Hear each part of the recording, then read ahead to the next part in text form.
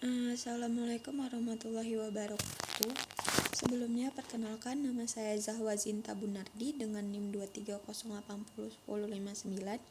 Di sini saya akan menjelaskan PPT saya tentang soal yang telah diberikan oleh Bapak Sontang. Di sini penyelesaian soal aplikasi mekanika 1. Dari PPT ini ada 3 topik pembahasan. Yang pertama, pengertian mekanika, kedua, gaya dan gerak, ketiga, energi. Nah, apa sih itu pengertian mekanika? Mekanika adalah cabang ilmu fisika yang mempelajari gerak yang bekerja pada benda. Sederhananya, mekanika menjawab pertanyaan tentang mengapa dan bagaimana benda bergerak. Mekanika ini terbagi menjadi 2. Yang pertama itu kinematika dan dinamika. Kinematika itu mempelajari gerak benda tanpa memperhatikan penyebab gerak tersebut. Fokus pada deskripsi gerak seperti posisi, kecepatan, dan percepatan. Nah, dinamika itu mempelajari hubungan antara gaya yang bekerja pada suatu benda dengan gerak yang dihasilkannya. Dinamika menjawab pertanyaan tentang apa yang menyebabkan benda bergerak atau berubah kecepatan. Nah, masuk ke topik berikutnya, gaya dan gerak. Gaya adalah gerak benda yang menyebabkan suatu benda mengalami perubahan bentuk, arah, atau kecepatan. Dengan ini dapat menganalisis atau memprediksi berbagai fenomena fisik yang terjadi di sekitar. Gaya itu besaran vektor, artinya memiliki besar dan arah. Hukum Newton 2 adalah dasar tentang gaya dan hubungan gerak, di mana rumusnya adalah gaya sama dengan massa dikali percepatan. Contoh gerak dalam kinematika itu ada GLB, gerak lurus beraturan, di mana gerak dengan kecepatan konstan. Lalu gerak lurus berubah beraturan atau GLBB, itu gerak dengan yang percepatannya konstan. Lalu ada gerak melingkar beraturan atau GMB, itu gerak dengan kecepatan sudut konstan. Nah, contoh dari penerapan dinamika atau penyebabnya gerak itu menentukan gaya yang diperlukan untuk menggerakkan suatu benda. Yang kedua, menganalisis gerak benda jatuh bebas. Yang ketiga, mempelajari gerak benda pada bidang miring. Lalu ada energi. Energi adalah kemampuan suatu benda untuk melakukan usaha. Usaha didefinisikan sebagai hasil kali gaya dengan perpindahan yang terjadi searah dengan gaya tersebut. Lalu jenis-jenis energi terbagi menjadi 3. Yang pertama energi kinetik, kedua potensial, yang ketiga mekanik.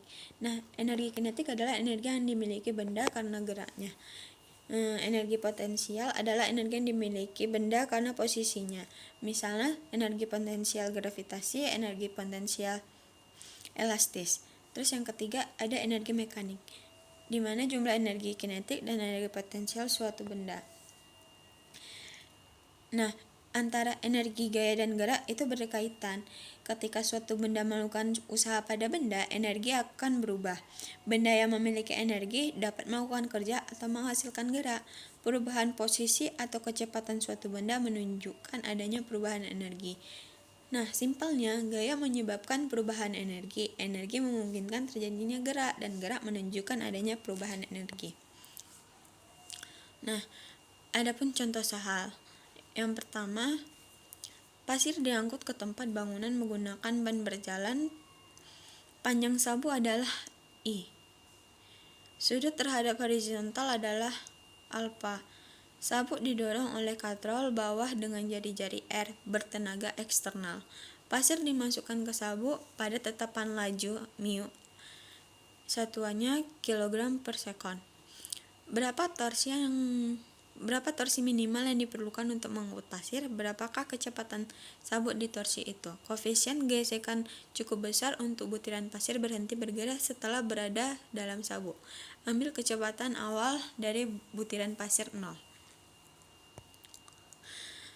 Yang kedua, sebuah gumpalan tanah jatuh terhadap lantai dari ketinggian H dan mulai tergelincir. Berapakah kecepatan tanah pada awal tergelincirnya jika koefisien gesekan antara lantai dan gumpalan tanah adalah mu? Kecepatan awal horizontal gumpalan itu adalah U.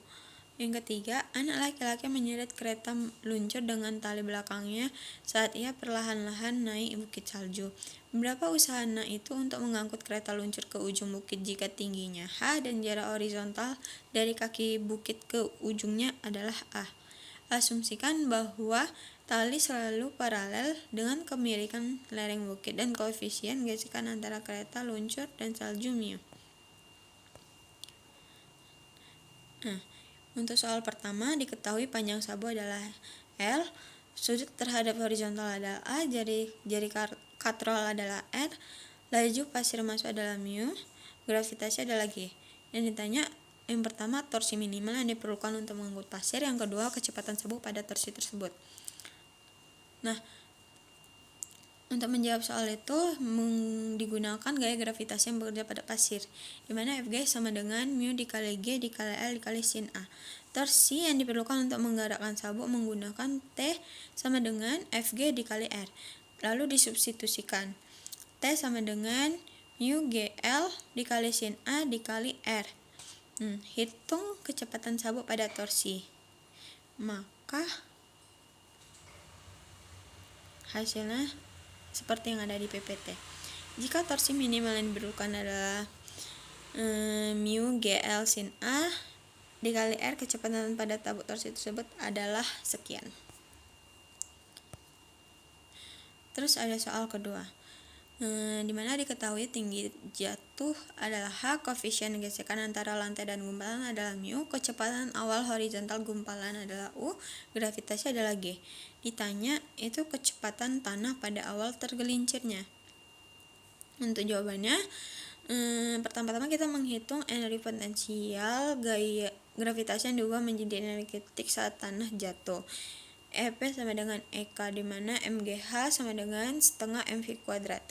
Lalu hitung kecepatan vertikal saat menyentuh lantai menggunakan persamaan V vertikal sama dengan akar 2H. Karena tergelincirnya, maka terjadinya gesekan dan gesekan akan mengurangi kecepatan horizontal dan dapat dihitung dengan persamaan delta V sama dengan mu dikali V vertikal. Substitusikan nilai V vertikal. Lalu kemudian hitung percepatan horizontal setelah tergelincir. Jadi kecepatan tanah pada awal tergelincirnya adalah sekian-sekian. Lalu nomor 3, dimana diketahui tinggi bukit adalah H, jarak horizontal dari kaki bukit ke bukit lainnya adalah A, koefisien gesekan antara kereta luncur dan salju adalah mu, masa kereta luncur adalah M, gravitasi adalah G. Di mana ditanya usaha yang dilakukan anak untuk mengangkut kereta luncur ke ujung bukit. Lalu menjawabnya dengan rumus usaha H.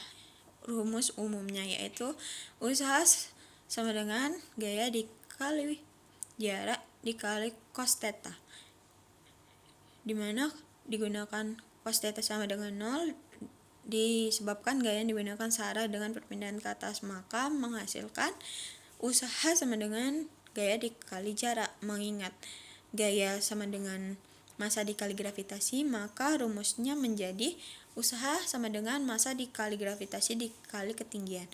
Karena tali sejajar dengan kemiringan, gaya normal adalah komponen berat yang tegak lurus terhadap permukaan, yaitu N sama dengan mg cos theta, di mana theta adalah sudut kemiringan bukit. Namun, kita bisa menggunakan hubungan segitiga yang menyederhanakan perhitungan. Panjang lintasan miring S dapat dihitung dengan menggunakan teorema Pythagoras. Nah, usaha yang mengatasi gaya gesekan tersebut adalah usaha gesekan sama dengan mu dikali M dikali G dikali A. Lalu dan usaha total untuk mengatasi gaya gesekan tersebut itu gaya usaha gravitasi ditambah usaha gesekan, di mana MGH ditambah mu GA itu menghasilkan MG dalam kurung H ditambah mu A. Jadi usaha total yang dilakukan adalah MG dalam kurung H ditambah mu A. Cukup sekian dan terima kasih.